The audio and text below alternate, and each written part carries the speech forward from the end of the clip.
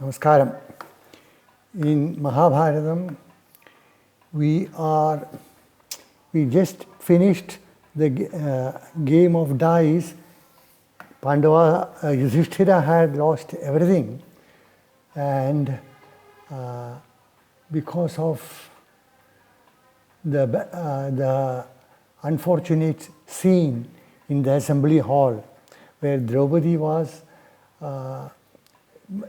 ill-treated by Dushasana, and Bhima loudly proclaimed that he shall kill Dushasana and take the blood from his breast, and with that he shall tie Draupadi's hair. And when he said that, again there were evil portents in the hall. So that scared everybody, including Dhritarashtra.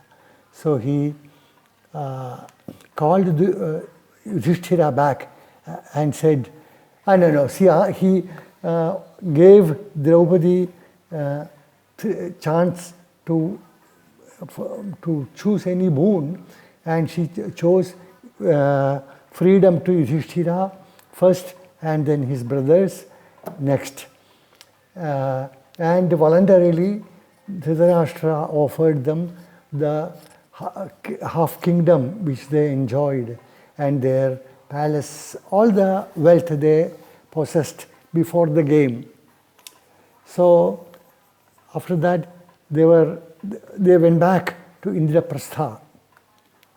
With that, the sub-parva called the game of dice, Dyuta Parva, that ends. And the next one is titled Anudyuta Parva, that is a game of dice that followed the first, the subsequent game of dice.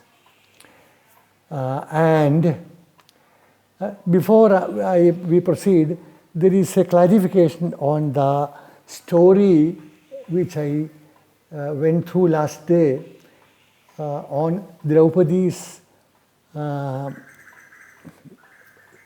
disrobing, and it was based on a shloka, Ya Tvara Draupadi Trane Ya Tvara Gajarakshane.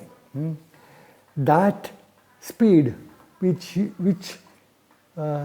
took you to save Draupadi from the humiliation, and that speed which you exhibited in saving the Gajendra,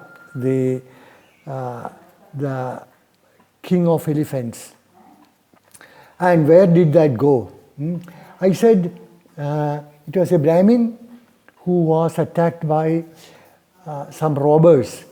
But that Brahmin was actually Pundanam. I knew, but at that time it didn't come to my mind. My sister reminded me of that. Pundanam was a contemporary of Mepattur Narayana Bhattatiri, who wrote Narayaniyam. And Pundanam was a Bhakta Kavi, a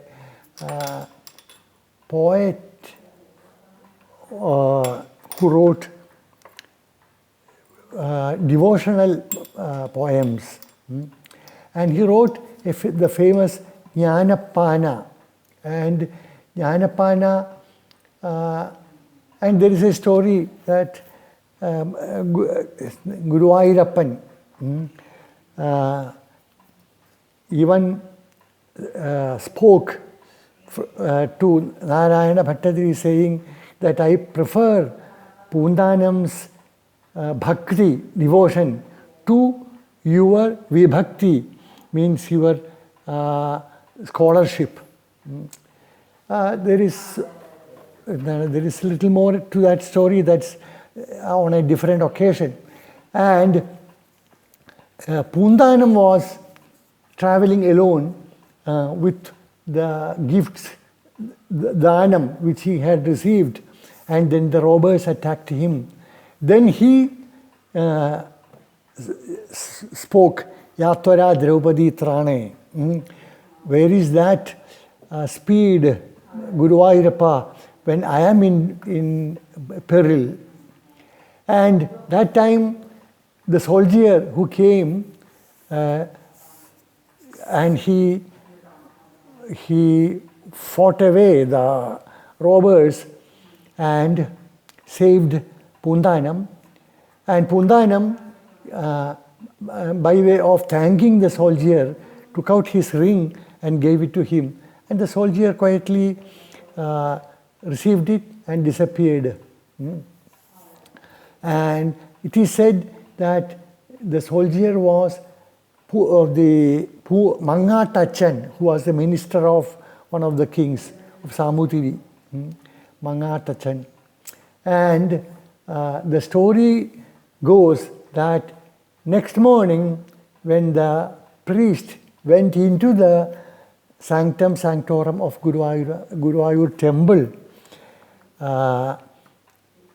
one ring just fell from the hand of Guruvayurappan's image, and there were words spoken, Ashariri, saying that give this to Pundanam when he comes to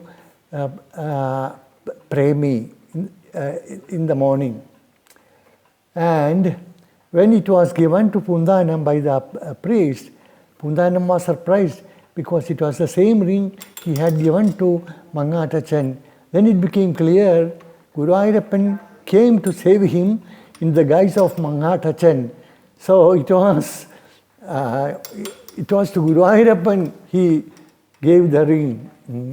And Guruvayurappan didn't need such a gift. So he returned it with thanks to Narayana Bhattacharya. So that is about that story. Now, before the Pandavas reached Indraprastha back, as soon as they left the assembly hall, again the evil trio, Duryodhana, Shakuni, and you can say Karna or Dushasana, or all the four of them, they started consulting, saying this is a disaster. The hard-earned victory is all lost in no time. So we shouldn't allow that. We should think of a way to get the victory back. And Shakuni said, let us play the game of dice again. This time it should be one single game. The loser loses all. The loser loses the kingdom, everything, their freedom also. They should retire to forest for 12 years. And the 13th year must be Ajnatavasam. Stay incognito. That means during that year, nobody should recognize them as the Pandavas. They should succeed their camouflage. And if they fail during that year, if anyone identifies them, then they have to repeat the 12 years of Vanavasa again, and then another year of Ajnatavasa. That was the condition. And it appealed to them as a good idea. Duryodhana immediately went to Dhritarashtra and started saying that,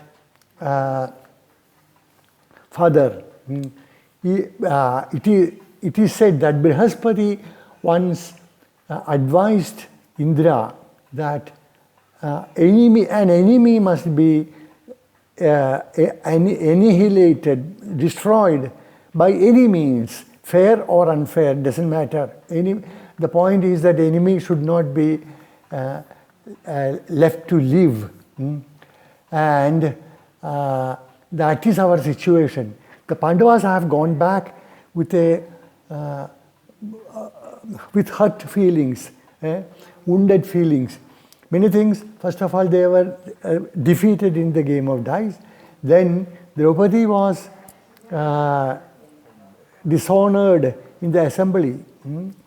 Dushasana tried to disrobe her, and he tried to insult them, asking her to choose any of the Kauravas in place of her husbands.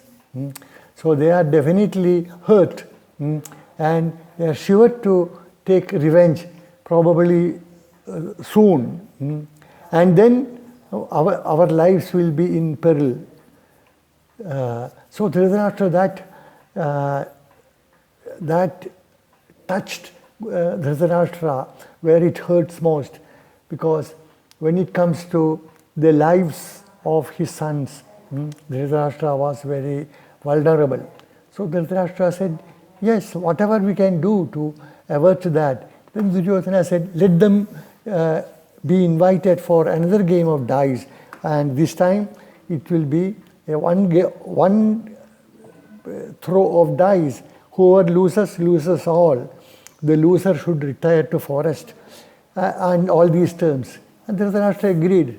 Sounded like a good way. And he called Pratikami, who was in Bharata, he just described as Sotaputra, son of one of the charioteers. The Pratikami was sent to the Pandavas to call them back. The Anudyuta Parva continues. It's a short sub-parvam. In another 1 or 2 events it will be over. Today the time is up. Namaskaram.